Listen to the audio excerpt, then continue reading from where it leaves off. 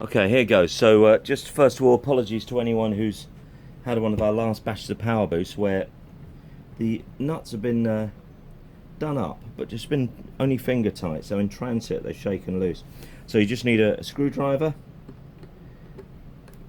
pop knobs off,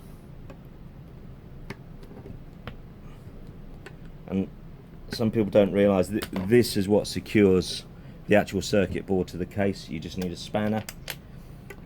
And you just want to go a little bit tighter than they are. They're only finger tight, so just take them up to there.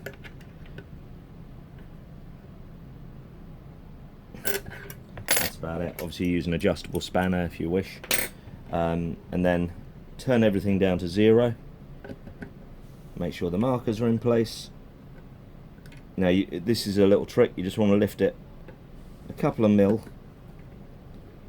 so it's turning freely. If you just put it right down to the bottom, you'll find it grates against the case. Down there, a couple of mil up, tighten it up, a couple of mil up, and hopefully you'll have a perfect pedal. Might be worth just